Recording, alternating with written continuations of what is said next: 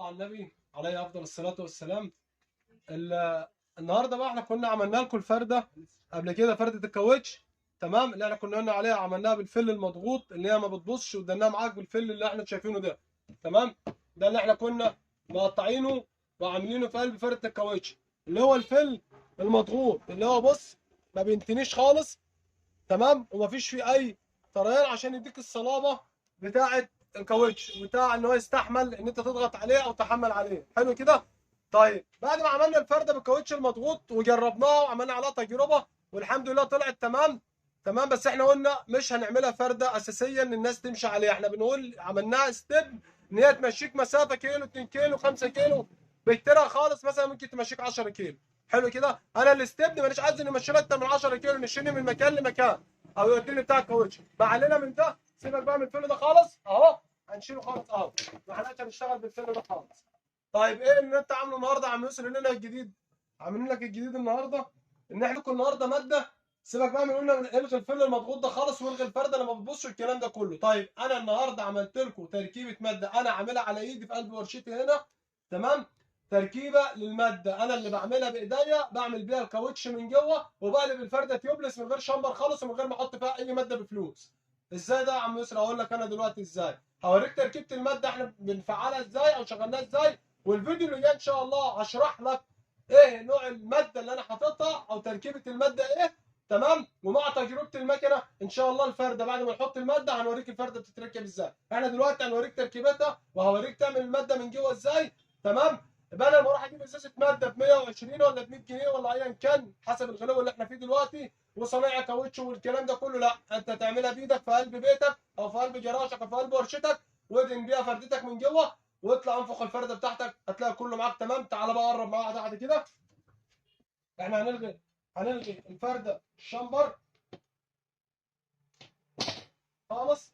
هتشيل الشمبر اهو، وهتشيل الشمبر الداخلي اهو.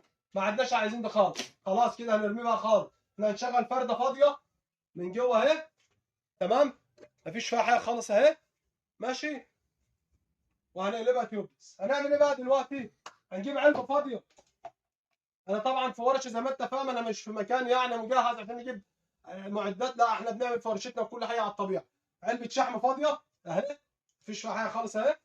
تمام، وادي علبه فيها الماده اللي انا هقول لكم عليها على الفيديو اللي بعد كده او الفيديو اللي جاي.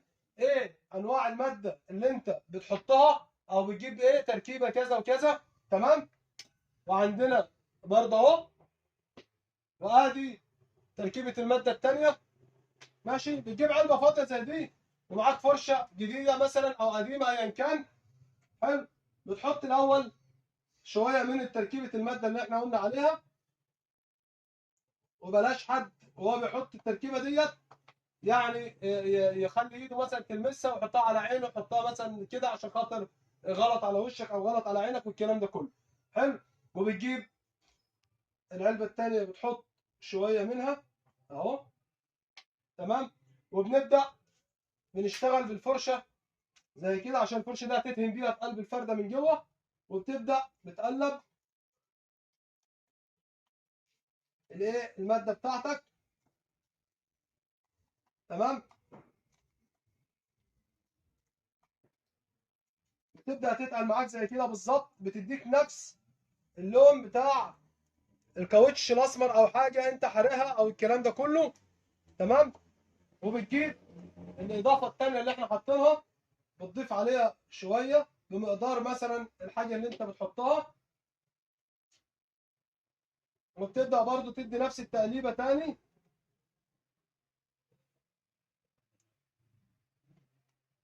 طبعا هي هتبقى ماده سايله، ما بتبقاش تقيله، ما تخليهاش تقيله قوي عشان ان هي تبقى في قلب الكاوتش من جوه زي كده بالظبط. قرب بقى هنا، بص اهي، تبقى ماده سايله معاك على بحيث ان هي بتبقى واخده درجه الماده الثانيه بالظبط. حلو كده، وبتبدا بتقلبها كويس.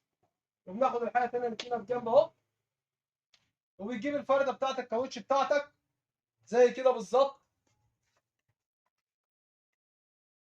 وبتبدا بتدهن الفرده كلها واحده واحده من جوه كده، نفس الوضع ده كده. طب انت ليه بتدهن الفرده؟ طب انا ممكن احط الماده كلها افضيها مثلا واسيبها، مفيش مشكله خالص. بس انا لما بدهن الفرده كده انا بقفل الاول اي اخرام او اي مثلا حاجه منفسه في قلب الفرده من جوه الاول، قبل ما اسيب الماده او احطها سايله كلها في قلب الكاوتش.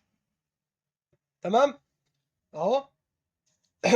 بدهن خالص اهو زي ما انت شايف كده، ادهن الفرده كلها الاول. طبعا انا عشان بس ما نطولش عليك هنحاول احنا نستعجل شويه اهو. ماشي. بتدهن الفرده من اليمين وبتلفها تاني بتدهنها برضو نفس الطرف من الشمال. حلو كده. يبقى انت هتدهن الفرده يمين وشمال عشان ما نطولش عليك في الفيديو، عشان الناس اللي متابعانا. في ناس بتقول لك ايه يا عم انجز في الكلام يا عم خلص. في ناس انا قلت الفيديو اللي قبل كده في ناس يعني معلش بيبقى عندها حب استطلاع، عايزه تفهم براحتها شويه، عايزه تبقى فيها حاجات بتدقق فيها قوي، فاحنا لازم نوصل لها المعلومه كويس اهو. تمام كده. بتدهن الفرده زي ما احنا قلنا شمال ويمين. بتبدا الماده، لو لاحظت هنا بقى الماده معانا بعد ما بتدهن الماده بتنشف. بص الماده بتنشف معاك، يعني انت كل ما بتسيبها شويه كل ما الماده بتشد. بص يعني انا اول ما بحطها غير ما دهنت، يعني بص هنا انا دهنت خلصت بص اهو بتنشف. بعد كده بتروح مفضي بقى كماله الماده في قلب الكاوتش خالص اهو، وبتبدا تمشي زي ما انت شايف كده. الماده بتخليها تمشي في قلب الكاوتش كله، بحيث ان هي يعني ايه تاخد الكماله كلها بتاعت الفرده، عشان تبقى الفرده كلها شربت من الماده من الماده. تمام كده اهو. وهتسيبها بقى، انا حطينا الماده تمام. هتروح انت عامل الفرده كده اهو ماشي، وتروح سايبها على البنك بتاعك 5 دقايق بالظبط. 5 دقايق بالظبط، وروح مقفل الجنط بتاعك تمام يمين وشمال 5 دقايق، وقفل جنطك وروح انفخ فردتك. وابقى قابلني لو فسد تاني او دخل فيها 100 مسمار، يبقى قابلني لو الفرده ريحت. وده كان الموضوع النهارده الفيديو بتاعنا، تركيبه احنا اللي عاملينها. واستنونا ان شاء الله الفيديو اللي جاي اقول لك نوع التركيبه او ايه التركيبه بتركب بتحط ايه وايه وايه عشان تظبط الفرده بدل الماده اللي انت بتشتريها بفلوس. وده كان الفيديو بتاعنا النهارده، واستنونا ان شاء الله الفيديو الجاي مع يسرا بطريق. والسلام عليكم ورحمه الله وبركاته.